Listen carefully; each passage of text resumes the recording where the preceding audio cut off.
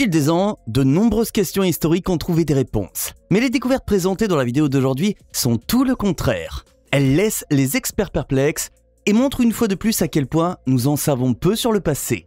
Où se cache le légendaire tombeau de Cléopâtre? Sommes-nous la première espèce intelligente sur Terre? Jésus-Christ est-il vraiment le Fils de Dieu? Eh bien, en vérité, notre ignorance commence par des questions beaucoup plus simples. Quand les premiers humains sont-ils arrivés en Amérique? En 2021, une secousse importante a agité les rangs des chercheurs. Ils ont découvert quelque chose qui repousse de plusieurs millénaires la chronologie de la colonisation de l'Amérique. Traqué au bord d'un ancien lac dans le parc national de White Sands, au Nouveau-Mexique, il s'agit d'une série d'empreintes humaines. Et bien qu'elles aient l'air d'avoir été récemment enfoncées dans le sol, la datation au radiocarbone des graines d'une plante aquatique a montré que les empreintes ont en réalité entre 21 000 et 23 000 ans. Le problème, il s'agit d'une période au cours de laquelle les humains n'auraient pas pu atteindre l'Amérique du Nord. Le chemin était bloqué par d'énormes couches de glace à l'époque. Dans ce contexte, une autre conclusion passionnante émerge. Les premiers colons ont dû arriver dans la région bien plus tôt. Avant la découverte des 61 témoins silencieux, les experts pensaient que l'homme avait posé le pied sur le continent américain il y a 13 000 ans. Compte tenu de la rareté des informations, la question de la date exacte de la première immigration reste toutefois controversée. Ce tunnel mène au tombeau de Cléopâtre. Elle est considérée comme l'une des plus belles femmes de tous les temps, qui a fait tourner la tête des hommes les plus puissants. Et comme il sied à une véritable briseuse de cœur, Cléopâtre affole l'humanité depuis près de 2000 ans. Parce que personne ne sait où se cache le tombeau du dernier pharaon. Mais cela pourrait bientôt appartenir au passé, car l'archéologue Kathleen Martinez est certaine que le tunnel sous le temple Taposiris Magna mène directement à la tombe perdue. Situé à 13 mètres sous le temple, plusieurs pièces de monnaie à l'effigie du célèbre souverain ont déjà été trouvées dans le passage souterrain. Et il est possible que les chercheurs n'y trouvent pas seulement les restes de Cléopâtre, mais aussi ceux de son amant Marcus Antonius.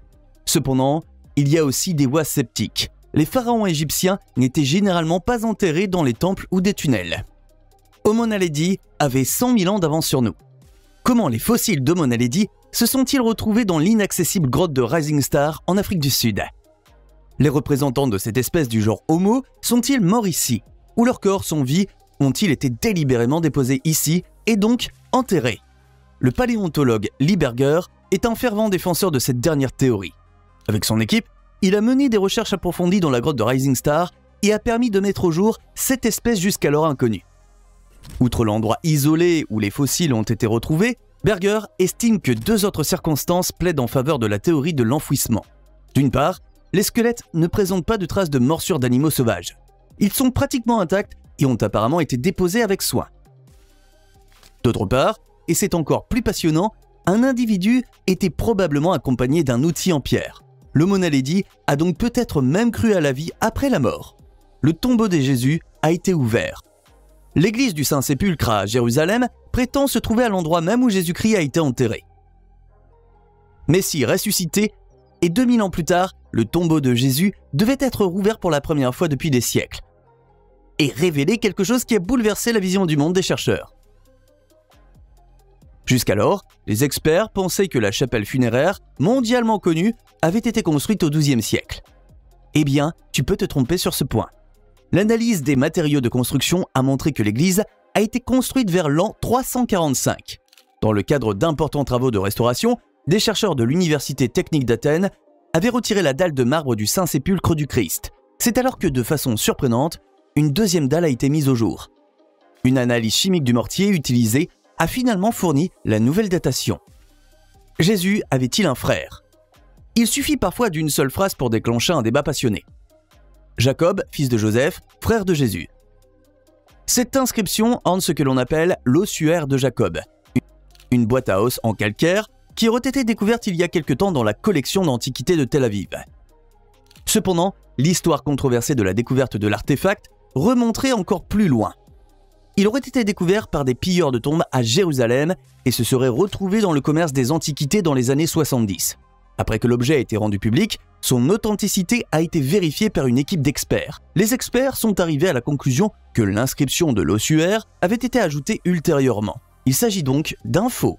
Cependant, cette évaluation a été sérieusement remise en question par d'autres scientifiques. Des erreurs décoiffantes ont été commises au cours de l'enquête, et cette inscription n'est pas différente des autres qui sont considérées comme authentiques.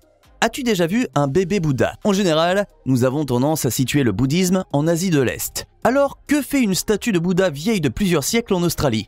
De plus, pourquoi a-t-elle été représentée sous la forme d'un bébé? Shane Thompson et Léon Deschamps ont été stupéfaits lorsqu'ils ont découvert la petite figure de bronze à Shark Bay, dans l'ouest de Down Under. Incapables d'expliquer l'emplacement inhabituel de l'artefact, ils ont apporté le bébé Bouddha à un expert. Celui-ci a confirmé qu'il s'agissait bien d'une réplique authentique de la dynastie Ming. Bien qu'il ait estimé que l'objet avait été enterré pendant au moins 100 ans, il n'a pas été en mesure de fournir une réponse claire à la question de savoir comment il était arrivé en Australie. L'explication la plus excitante est probablement qu'il a été transporté lors du voyage au trésor des Ming en 1421, lorsque l'empereur chinois a envoyé l'explorateur Zheng He dans le vaste monde. Cependant, cela signifierait également que les Chinois ont visité la région près de 200 ans avant le néerlandais Turk Hartog. Ce médaillon représente-t-il un ovni? Dans certains milieux, on soupçonne depuis longtemps les anciens Égyptiens d'avoir été de mèche avec des êtres extraterrestres. Alors que les extraterrestres révélaient des connaissances cachées et des technologies futuristes aux habitants de l'Empire pharaonique, ils étaient en retour vénérés comme des divinités surnaturelles. Mais ce n'est pas tout. Certains extraterrestres seraient montés eux-mêmes sur le trône et auraient gouverné le peuple en tant que pharaon. Cela s'appliquerait notamment à Akhenaton, qui était toujours représenté avec un crâne étonnamment long et étrangement déformé. Non moins étrange est le médaillon que le roi possédait autrefois. Celui-ci est orné d'un objet étrange que certains observateurs interprètent comme un vaisseau spatial extraterrestre. La nouvelle chambre n'est qu'un début. Compte tenu du fait que la gigantesque pyramide de Khéops orne le plateau de Gizeh depuis 4500 ans, on pourrait penser que la structure a désormais été entièrement déchiffrée. Mais c'est exactement le contraire. La majeure partie du géant de pierre nous est encore inconnue. La dernière découverte sensationnelle ne change rien à cela.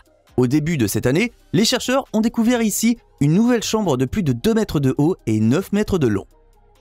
Cependant, les experts estiment que seuls 10% de la Grande Pyramide ont été explorés.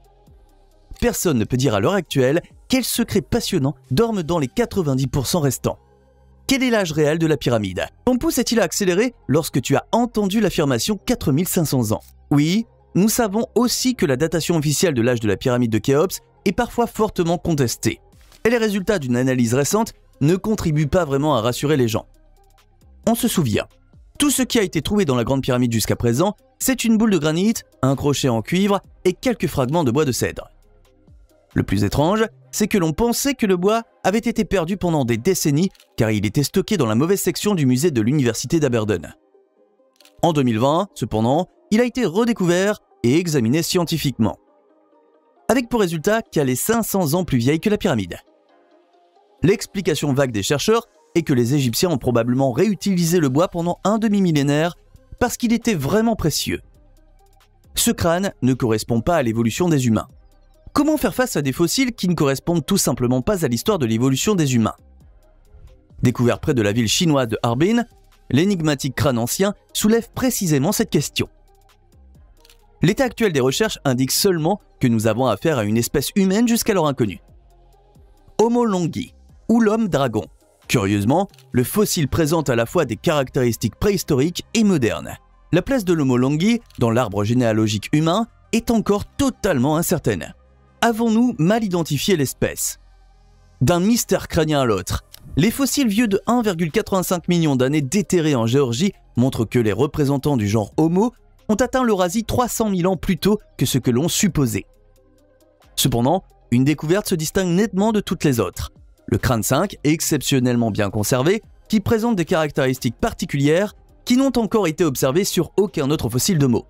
Il s'agit en particulier du petit volume interne du crâne associé à un museau largement proéminent et à de grandes dents. Cette étrange circonstance a conduit les scientifiques à supposer que les espèces Homo rudolfensis et Homo habilis étaient en fait toutes deux des Homo erectus, une théorie qui fait encore l'objet de débats. La porte qui mène aux dieux. Il y a quelques années, un guide touristique local, José Mamani, a fait une découverte étonnante près du lac Titicaca au Pérou. Quelqu'un avait sculpté une grande et mystérieuse porte en pierre sur le flanc du mont Ayumarca. Baptisée Aramumuru, les mythes et légendes les plus passionnants se sont depuis développés autour de la construction de ce portail mystique et de son utilisation. Au cours des 4000 dernières années, la région a abrité un certain nombre de communautés indigènes, dont la légendaire civilisation Inca. Les Incas croyaient que le lac Titicaca était le lieu de naissance du monde et que les esprits des morts y revenaient. Aramumuru aurait servi de lieu de pèlerinage et de culte pour les Incas. Mais ce n'est pas tout. Alors qu'il fuyait les Espagnols, un prêtre Inca aurait un jour placé un disque d'or devant la porte. Celle-ci s'est alors ouverte, le prêtre l'a franchie, et on ne l'a jamais revue. Les plus anciennes traces de préhumains. Il y a 6,05 millions d'années, un individu a traversé ce qui est aujourd'hui l'île de Crète, qui est encore reliée au continent à l'époque. Il a laissé à la science moderne une sensation absolue. En effet, ces traces sont de loin les plus anciennes traces connues d'un préhumain. Elles sont encore 2,5 millions d'années plus anciennes que les empreintes laissées par Australopithecus afarensis, Lucie, en Tanzanie. En même temps, les traces nouvellement découvertes révèlent aussi beaucoup de choses sur l'anatomie de leur créateur. Il avait un gros orteil serré et robuste et des orteils latéraux qui se raccourcissaient. Par rapport à Lucie, la plante de pied était plus courte et le talon plus étroit. Découverte sensationnelle ou faux? Découvertes dans la région de Transylvanie en Roumanie, les tablettes d'argile de Tartaria sont ornées des signes dits Vinca. Il s'agit d'une déviation du système d'écriture du Danube, attribuée à la culture Vinca qui lui a donné son nom. L'âge des artefacts est estimé à environ 7500 ans, en supposant qu'il s'agisse vraiment d'artefacts et non de faux.